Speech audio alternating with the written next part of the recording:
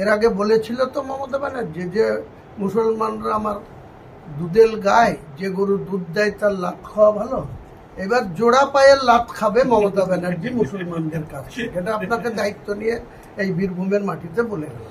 রেজাল্টের দিনে আপনারা দেখতে পাবেন। সাংবাদিক বৈঠক একটাই যে আমরা রাজনৈতিক ব্যক্তিত্ব, আমি হুমায়ুন কবির, আপনারা অবগত আছেন যে নতুন একটি রাজনৈতিক দল লঞ্চ করা হয়েছে যার নাম জনতা উন্নয়ন পার্টি।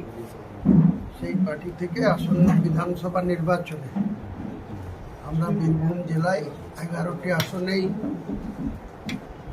নির্বাচনে অংশগ্রহণ করা বা প্রতিদ্বন্দ্বিতা করার মোটামুটি সিদ্ধান্ত নিয়ে রেখেছি।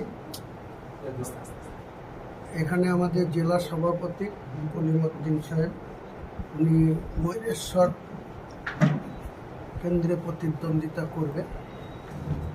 সৈয়দ সারোয়ার আমাদের বোলপুর কেন্দ্রে প্রতিদ্বন্দ্বিতা করবে।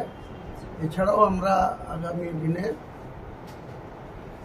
10 তারিখের মধ্যে আমাদের একটা জোটের ফাইনাল সিদ্ধান্তে আসার কথা আছে, 10ই মার্চ। এর মানে আরও 1 সপ্তাহ বাংলার মানুষকে ওয়েট করতে হবে। আমরা বিজেপির বিরুদ্ধে এবং তৃণমূলকে উচ্ছেদ করা, তৃণমূলকে ক্ষমতাচ্যুত করা এবং বিজেপি সাম্প্রদায়িক বিজেপিকে বাংলার গদিতে বসতে না দেওয়াই হচ্ছে আমাদের মূল উদ্দেশ্য। কাজে আপনাদের এই পবিত্র বীরভূমের মাটিতে বোলপুরে দাঁড়িয়ে যেহেতু আমি এসছি, সকালবেলায় আবার আমার একটা জায়গায় ছোটখাটো প্রোগ্রাম আছে, সেরে পাথর চাপড়ি হয়ে আমি আমার জেলায় ফেরত যাব। তো তাই মনে করলাম যে আপনাদের ডেকে আমাদের বীরভূমের আগমনের উদ্দেশ্য, প্রথমে আমরা ইফতার পার্টি নিয়ে এসেছি। এখন আমরা যেহেতু একটা রাজনৈতিক ব্যক্তিত্ব, আমার দল আগামী আসন্ন বিধানসভা নির্বাচনে অংশগ্রহণ করছে, কাজেই সেখানে আমরা বীরভূমেও আমাদের সক্রিয় অবস্থান ক্লিয়ার করার জন্য আপনাদের দেখাচ্ছি। ভোট নির্বাচনে কি আপনি আসবেন প্রচার করতে? নিশ্চয়ই আসবো। আমি এই বোলপুরে আসব এবং ময়ূরেশ্বরেও আসব এবং আরও যে কেন্দ্রে আমাদের নিজস্ব প্রার্থী থাকবে, কারণ আমাদের যে দল জোটবদ্ধভাবে লড়ব, সেই দলের যারা যে সব প্রার্থী থাকবে তারা যদি আমাকে নির্বাচনে অংশগ্রহণ করতে বলে, প্রচারে অংশগ্রহণ করতে বলে, সেখানেও তাদের হয়েও আসতে পারি। তাছাড়া আমাদের জনতা উন্নয়ন পার্টির প্রতীকে যারা লড়াই করছে তাদের হয়ে তো অবশ্যই আমি নির্বাচনে। দাদা, তৃণমূল বারবার দাবি করছে হুমায়ুন কবির বিজেপির বি টিম কিছু মুসলমান ভোট টানার জন্য তাকে ব্যবহার করছে, এই বিষয়ে কি বলবেন? তৃণমূলের সঙ্গে এই কথার কোনো উত্তর কাউন্টিংয়ের দিনে পেয়ে যাবে, কারণ তৃণমূলের মূল লক্ষ্য হচ্ছে মুসলিম ভোটটাকে নিজেদের পক্ষে নেওয়া, বিজেপির জুজুর ভয় দেখিয়ে। মমতা ব্যানার্জির একটাই উদ্দেশ্য যে বিজেপি এসে যাবে। সব থেকে বেশি বিজেপির সঙ্গে যদি সম্পর্ক থাকে সেটা মমতা ব্যানার্জি। বিজেপি এখানে হিন্দুত্ব প্রতিষ্ঠা করতে চাইছে। মমতা ব্যানার্জিও মুসলিমদের ভোট নিয়ে 3বার মুখ্যমন্ত্রী হয়ে তিনি জগন্নাথ ধাম করছেন, তিনি রাজারহাটে দুর্গায়ন করছেন, কখনো তিনি শিলিগুড়িতে মহাকাল মন্দির করছেন, কখনো তিনি রেড রোডে প্রতি বছর দুর্গা পুজো আসলেই তাদের অনুদানের পরিমাণ দিন দিন বেড়ে 1,10,000 হয়েছে 2000।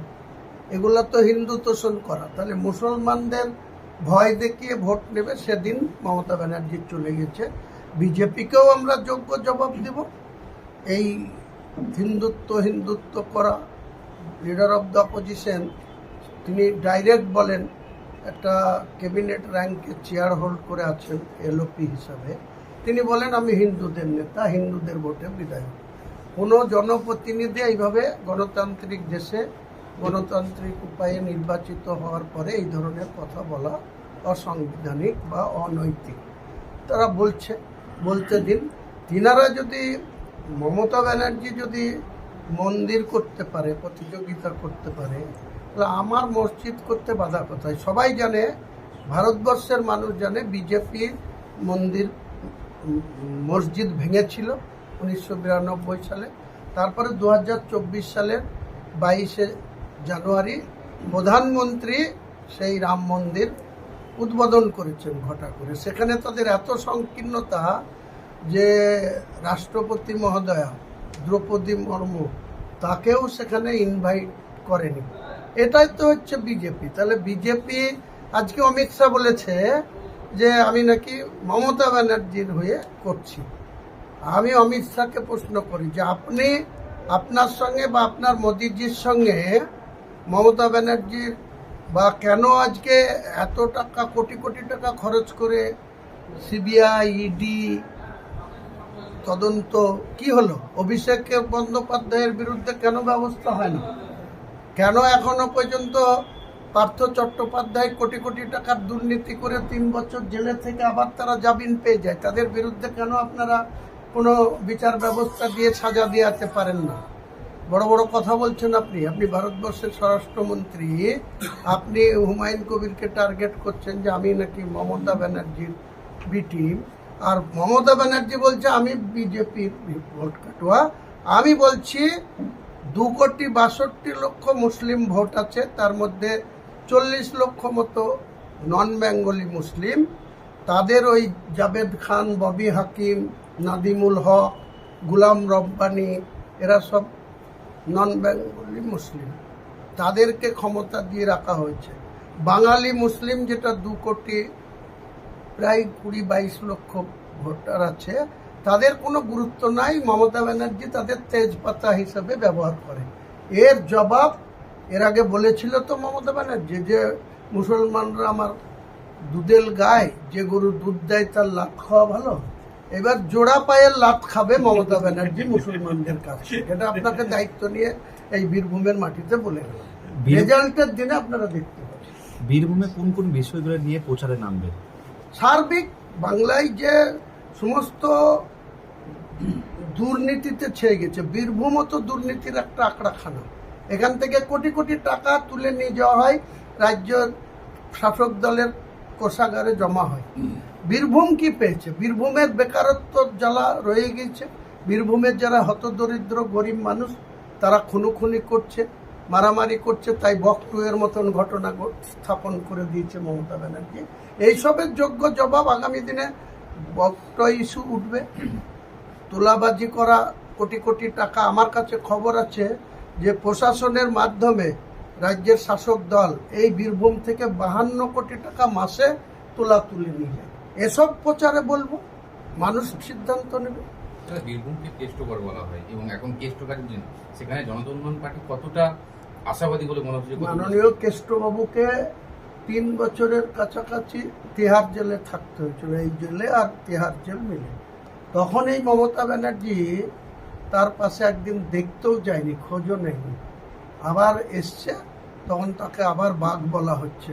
তো তার যে পুরনো পোস্ট, সেই সভাপতি থেকে যে কোনো কারণে হোক তাকে কনভেনার করে এখনও দেখছি কাজল আর বীরভূম, আমরা নিউজ দেখলেই খবর পাই বা খবরের কাগজ খুললেই জানতে পারি যে বীরভূমে 2 মহাবীরের লড়াই চলছে, কাজল আর এই লড়াই থেকে বীরভূমের মানুষকে মুক্তি পেতে হবে। আর মুক্তি পেতে হলে জনতা উন্নয়ন পার্টির পক্ষে ভোট দিতে হবে। তাহলে দেখবেন বাঘ থেকে এরা সব শিয়াল হয়ে যাবে। রাজ্যসভায় যে প্রার্থী তালিকা ঘোষণা হয়েছে সেখানে কোনো বাঙালি নেই, বাঙালি তো নেই, এবং একজন সমগামীকে প্রার্থী করেছে, যেটা ইসলাম ধর্মের বিরুদ্ধে।